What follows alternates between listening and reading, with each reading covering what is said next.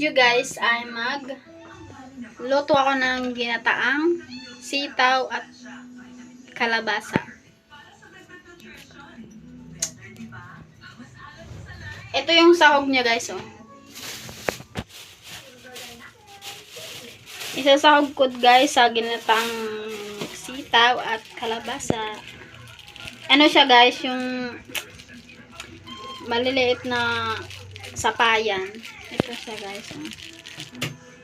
Yan. Yan siya. Tapos ito yung dito ko iluluto yung dito yung pala namin.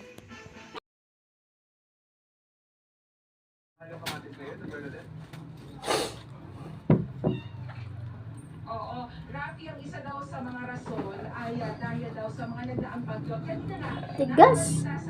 Sakit pa ng kutsilyo ko. Mahirap talaga oh, kutsilyo ko. Wala man lang. At kahapon nga, ayon sa Philippine Statistics Authority, ang kamatis ang isa sa mga produkto na pinakamataas Ay, di ko na nga balatan.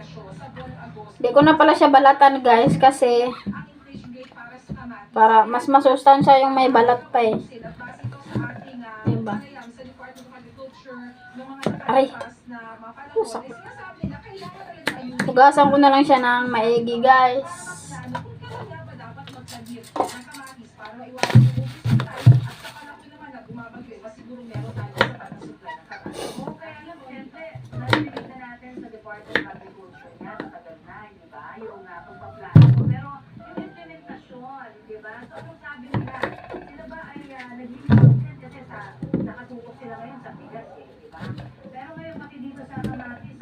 Pasensya na sa kusina namin guys ha.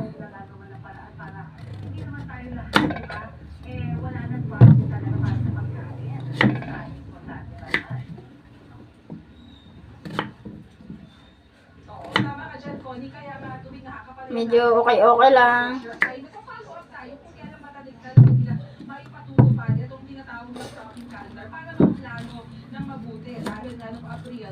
Nagkaroon naman ng oversupply at nasa-5 pesos sa dating farm gate price ng kamatis. Kaya naman yung mga iba't ibang region, kagaya ng Region 2 at Region 3, ay minsan talaga na-apektuhan kapag sobra ang supply. Ari. Dahil nga tight ang supply, dahil sa sakit. ang bagyo, ay nasira ang iba't ibang mga pananim. Kaya kailangan talaga maplano kailan ba ang naakong panahon at gaano karami ang dapat na itanim na mga kamatis. At ganoon na rin sa iba't ibang pagklase ng mga gulay para maiwasan ang oversupply at sa ibang panahon naman ay maiwasan ang kakulangan ng supply. Connie, Rafi? Maraming salamat sa iyo, Bernadette Reyes. At kunin mo yung 20 pesos na kamatis baka maging 20 po kaya. Oo nga.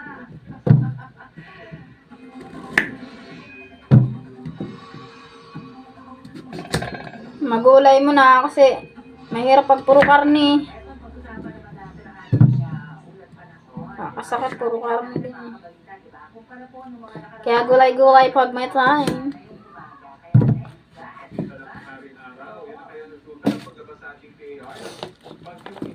Kanilang madaling araw. Naku, alamin na natin ang sagot mula kay Anjo Perguera ng GMA Integrated News Weather Center. Anjo. Salamat, Rafi at Connie, mga kabalita. Nasa labas na nga ng ating Philippine Air Responsibility ang 200 pesong ini. Tuloy naman tayong pag-asa ang sentro ng bagyo, 1,240 kilometers east-northeast na extreme northern zone. May nakasya ng 55 kilometers per hour at gusto malabot naman sa 70 kilometers per hour. Pinipilos po yan patuloy ng northeast at may bilis 40 kilometers per hour. Para sa wind forecast ng Metro Weather, tatahakin ng nasabing bagyo ang eastern coast ng Japan sa mga susunod na Grabe yung sitaw nila oh. Kunti lang, magpiraso lang. 20. Apat lang, Diyos ko. Pero pag sa probinsya to guys, naku. 20 mo, sobrang dami. Dahil wala na po tayo nakikitang major weather disturbances o papalakas. Pero sa ngayon, dahil sa sa habagat, matataas pa ito ang alon. At delikado sa malilim sa mga pagdagat ng Malabo. Sa mga dagat, nasabog na Ilocos Region. Kasama po dyan ang Sambales, Bataan at Northern Coast ng Cagayan. Kasama rin po ang mga isla ng Babuyan. Sa mga susunod na oras, masahan po ang pamulan sa halos buong bansa. Kasi po yan sa rainfall forecast ng Metro Weather. May nakita po ay nagbubuling orange alert dito po sa ating lugar. Ibig sabihin po niya, ay posible ang dahil dito ay tense rain sa ilang lugar. Kaya dapat po maging alert tayo sa banta ng baha o kaya naman ng landslide. Ang ulan po na nararanasan sa Batanes, Abra, Ampayo, Cagayan, Isabela ay effect po tayo ng trough o extension ng bagyong Len. Habang apektado naman ang monsoon rains, ang ibang bahagi ng Luzon. Local farmers po mga asahan sa lalabing bahagi ng bansa. Posible rin muli mula ngayong araw dito po sa Metro Manila, kaya huwag natin kalimutan ang payo ng jacket.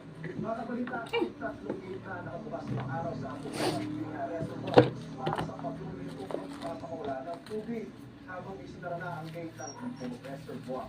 Sa kalipas sa 24 oras, tumaas po ang water level sa Angat, sa Romen, Pantamaan at Magat Reservoir. Bumaba naman po ang taas ng tubig sa Kaliraya habang walang pinagbago ang water level ng Lamesa Reservoir ngayong araw.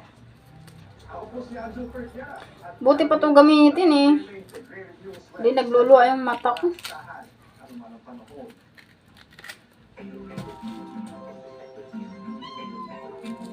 Yan, mga kabalita. Yung pula, nagluluwa talaga ako nun. Kesa nito, puting sibuyas. Habang binubuksan ko to, gusto ko lang sabihin talaga na kanin is life. Every booking is important, di ba? Kaya wag po tayo magsasalang ng bigas, sabi niya. At sa panahon ngayon, Diretso na natin siya guys. bawat buti, Sa walang awal-bawal talaga wala kami. sa paglutuan guys. Balita ako ba ang grabe? Diretso na natin ilagay. Pag nakatanaw ng pagsasahin ng bigas, ang hinaw niya. Saka dito siya guys, iluluto guys. Oh.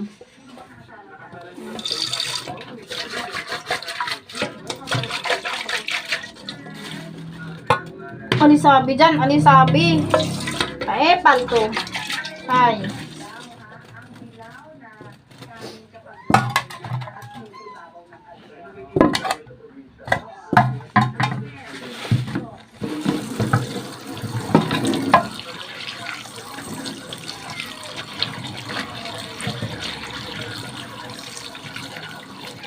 Hindi ko na binabalatan yung kalabasa guys para dito pa rin yung sustansya niya.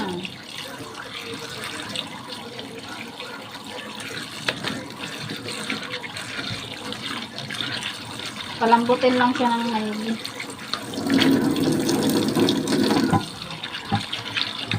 Ito siya guys.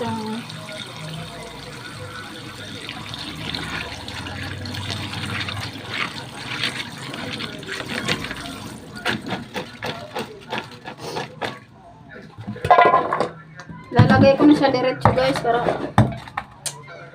pakuluan na lang siya.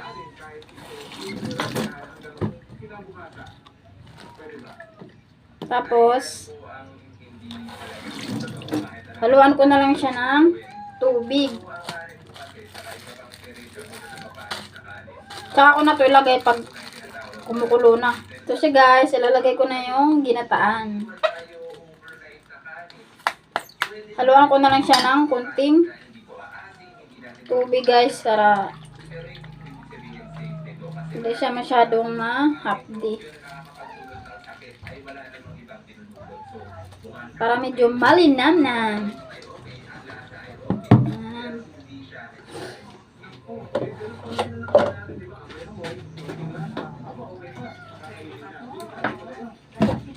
Sige, sige.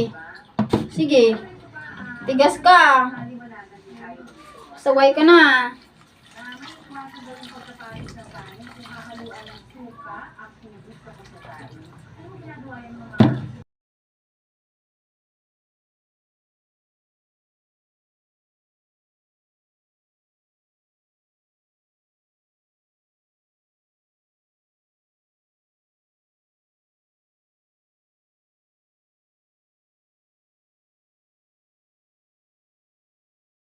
Ako na to ilagay pag kumukulo na siya. Kasi baka malata naman to.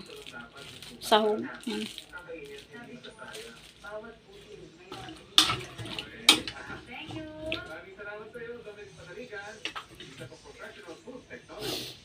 Tapos itong sili guys, tsaka ko na rin siya ilagay pag kumulo na.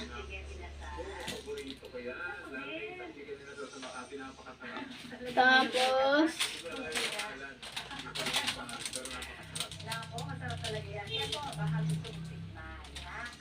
ito guys, ito yung panghalo ko dyan. Tsaka ko na lang din to ilagay pag kumulo na siya. Tapos ihalo ko na lang ulit. Guys, sasalang ko na siya. Ang aking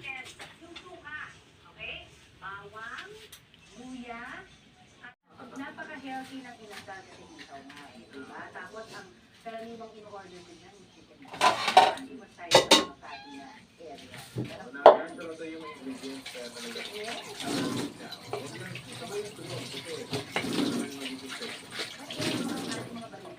takpan siya natin guys para mabilis kumulo.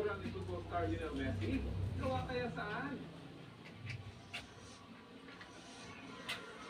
At the most memorable na eksena ni Rian Ramos bilang Margaret Loyalas Castor sa Royal Blood. Alamin yan, mamaya sa Balita Ko.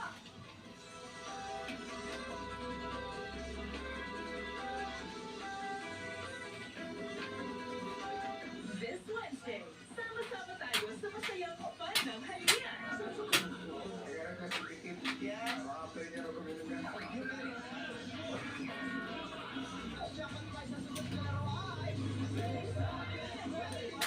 Masarap na kantahan kasama ang Grace Note. Talaga ako marunong yung agad dito.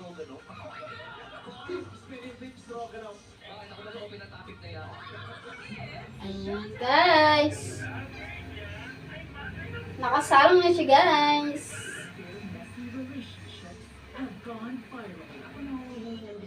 Ang aking ginataan.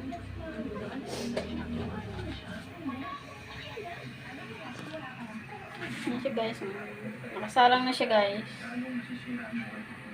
Kaya abangan nyo mamaya guys. Tignan na natin siya guys kung kumulo na siya guys.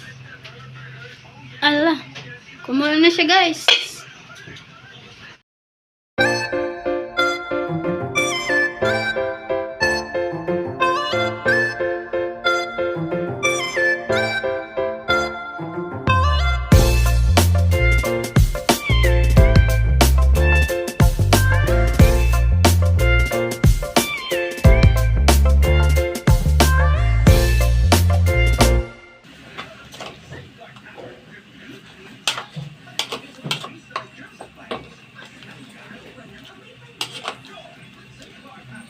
Pambilisan yung luto natin guys kasi anong oras na eh.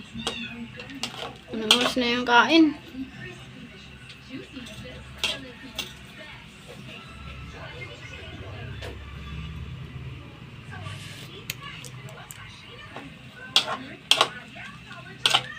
Tignan na natin siya ulit guys.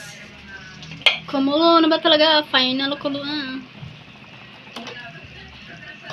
Wow, sarap! Kain na tayo guys.